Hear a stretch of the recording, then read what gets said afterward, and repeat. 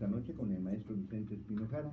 Él es el columnista de esta ciudad de Jalapa, columnista municipal. Buenas noches y gracias por estar aquí. Qué gusto, Mario, a tus órdenes y un saludo al auditorio. Gracias. Pues, ¿cómo van los trabajos desde que empezaste a trabajar en este asunto? Bueno, llevamos ya un poco más de 10 meses trabajando a través de la dinámica que impone el propio Consejo de la Crónica, porque en Jalapa tiene una particularidad, está integrado esto a través de un consejo de cronistas que lo forman diversos académicos, personas que tienen grandes perfiles en los conocimientos en diversas especialidades, arquitectos, urbanistas, arqueólogos, antropólogos, historiadores, músicos incluso, y que este colectivo que es, diríamos, el gran respaldo que tiene el cronista en este momento, tu servidor, pues nos permite arropar un sinnúmero de conocimientos para poderlos transmitir a la sociedad. Durante el año que pasó, 2016, bueno, tuvimos las personas que amablemente nos siguen una serie de actividades muy diversas en las cuales trajimos ponentes de fuera de Jalapa, ponentes locales. El gran mérito, creo que lo que se está trabajando es en la dinámica innovadora de la historia. Los cronistas normalmente no somos historiadores, pero tenemos la obligación, el gran compromiso de socializar el conocimiento, de llevarle a la sociedad qué es lo que se está escribiendo, qué es lo que se está publicando, cuáles son las novedades en la investigación. Y en estos 10 meses hemos tenido más de 20 novedades en investigación en las diversas áreas del conocimiento de Jalapa, bien sea en cuestiones de música, bien sea con los jesuitas o como lo fue con cuestiones del urbanismo de Jalapa, del mito de los barrios u otros tantos temas que nos han permitido dimensionar la historia de Jalapa de una manera más dinámica, más social y sobre todo involucrando a la población joven que está habitando esta ciudad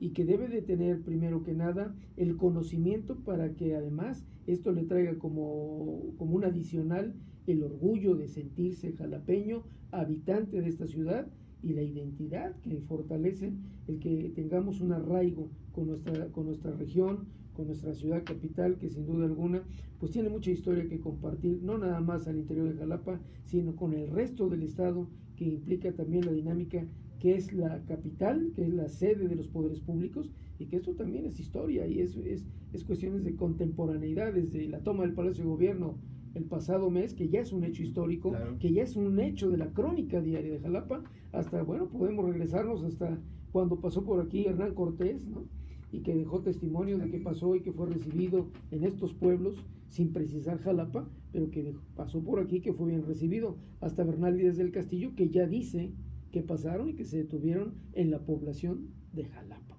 Entonces, bueno, tenemos mucho que compartir, pero la gran invitación que yo haría al auditorio es que también el auditorio nos tiene que nutrir de mucha información,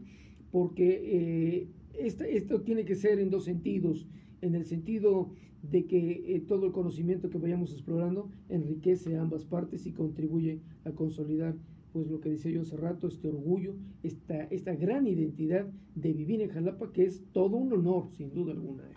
Pues lo que dices es totalmente cierto, porque además la historia de esta ciudad pues se remonta, yo creo que antes de la llegada de Hernán Cortés. Sí, sin duda alguna, en el mundo prehispánico, el territorio que ocupa Jalapa, por su propia naturaleza de fuentes de agua que eran abundantes y que lo siguen siendo, subterráneas, bueno, permitieron que la población agrícola del mundo prehispánico se asentara en estas regiones, y que esos asentamientos y esas parcelas y esos núcleos de población que encuentra el conquistador, bueno, pues enamoran al conquistador, porque en el tramo del puerto de Veracruz hoy, ¿no? La zona costera, que era tan inhóspita, y llegar a la Ciudad de México, bueno, Jalapa fue así como que el remanso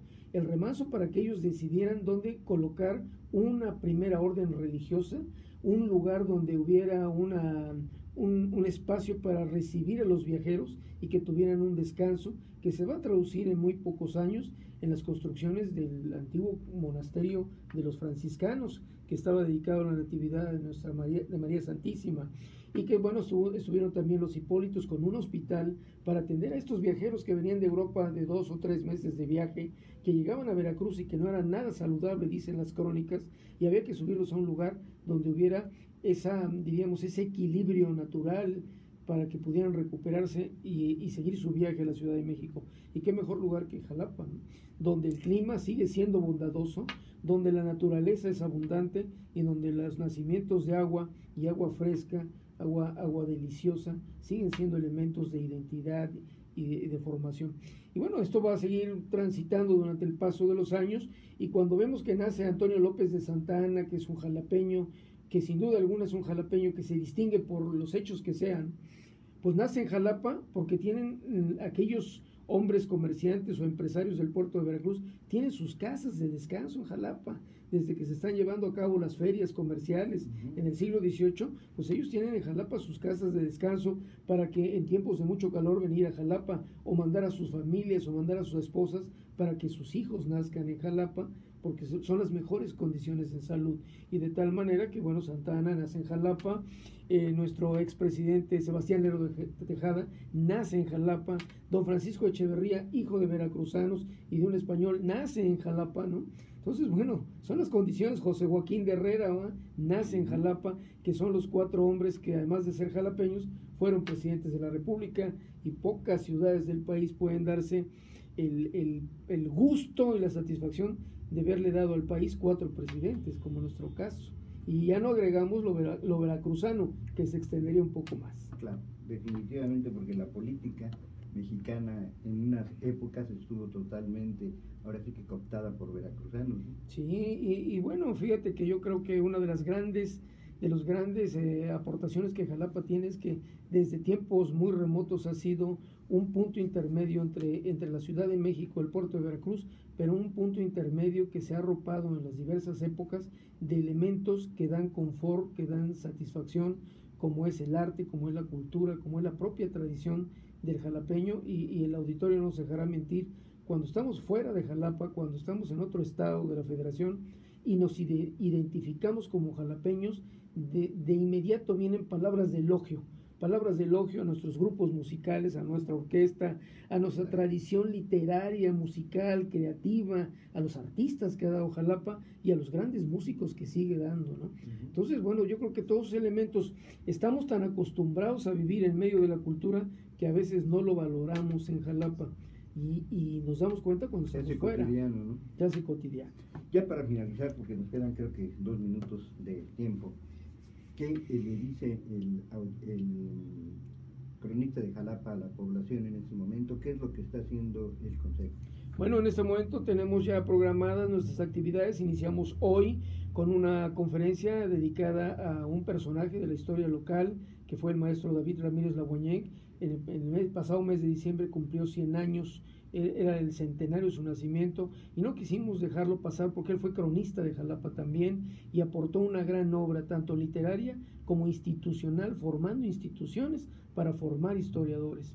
Y bueno, iniciamos el día 3 de febrero con una exposición fotográfica que va a estar en el parador cultural que tiene el andador Carlos Fuentes, con fotografías de los constituyentes veracruzanos que hace 100 años justamente pues estuvieron en estos debates, en estas aportaciones, en esta construcción del Estado mexicano de derechos sociales. Y los veracruzanos, la Diputación Veracruzana fue muy participativa, muy decisiva en la toma de decisiones finales para construir el texto constitucional. Y después vendrán charlas, pláticas e encuentros con académicos, que desde luego les estaremos a ustedes compartiendo la calendarización para que el público se acerque y que además vengan a ver todo esto, porque es parte de su historia, es parte de su origen y es parte de la cotidianidad del estado de Veracruz, que sigue siendo uno de los estados fuertes, sólidos, que aporta en la cultura y sobre todo en la cultura jurídica, ha aportado mucho, ¿no? Pues mira, aquí en Siglo XXI cuentan ustedes con todo el apoyo para difundir todos los eventos que estén haciendo, con todo gusto. Nada más nos mandan unos días antes para que les demos un buen espacio y podamos platicar con ellos y además volver a platicar, ¿no? No, sí, sin duda alguna, y además muy importante también la opinión del público, escuchar al público, escuchar las inquietudes, y bueno, eso, insisto, nos fortalece, pero también nos da la oportunidad de llegar a los hogares, a las casas, platicar, dialogar en las comunidades, en las congregaciones, porque Jalapa pues tiene 5 congregaciones,